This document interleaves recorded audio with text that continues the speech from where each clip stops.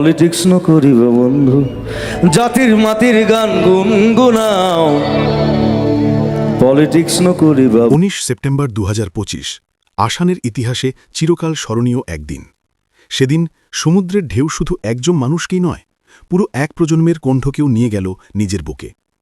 জুবিন গার্গ, যার গান প্রতিটি গলিতে, প্রতিটি উৎসবে আর প্রতিটি হৃদয়ে বেজে উঠত ভালোবাসা আর প্রতিবাদের সুরে।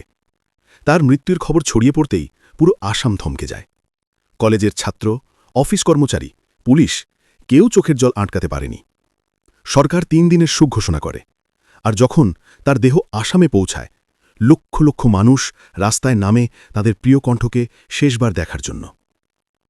জুবিন শুধু একজন গায়ক ছিলেন না, তিনি ছিলেন আসামের আত্মা। 1990-এর দশকে আসাম জ্বলছিল অশান্তিতে। উলফা আন্দোলন, বেকারত্ব, হতাশা। এই ভয়ের সময়ে এক তরুণের কণ্ঠে জেগে উঠল নতুন আশা। তিনি জুবিন গার্গ। 1992 সালে তার প্রথম অ্যালবাম অনামিকা বের হয়, আর তা রাতারাতি হিট হয়ে যায়। তার গানে ছিল প্রেম, আশা, বেদনা আর সাহসের গল্প। অনামিকা ছিল আসামের প্রথম রক অ্যালবাম, যা এক প্রজন্মকে শেখায় যে নিরাশার মধ্যেও ভালোবাসা খুঁজে নিতে।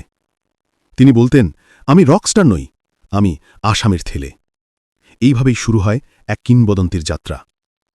জুবিন ছিলেন এমন এক শিল্পী যিনি ক্ষমতার সামনে কখনো নত হননি। তিনি বলতেন, আমি রাজনৈতিক নই, আমি একজন ফাইটার। ধর্ম, জাতপাত, অন্যায় সব কিছুর বিরুদ্ধে তিনি আওয়াজ তুলেছিলেন।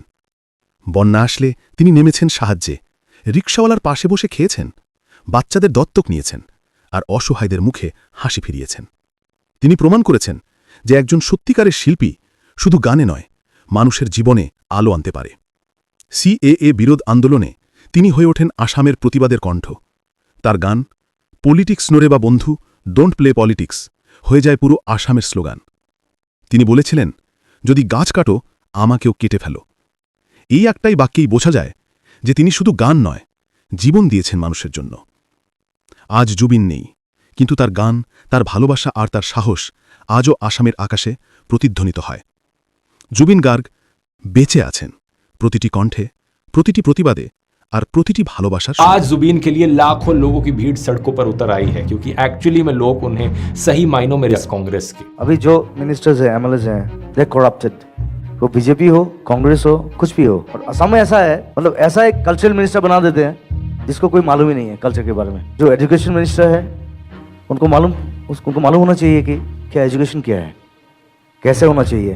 खुद को नास्तिक बताने वाले जुबीन का यह भी कहना था कि उनकी कोई जाति, कोई धर्म या कोई भगवान नहीं।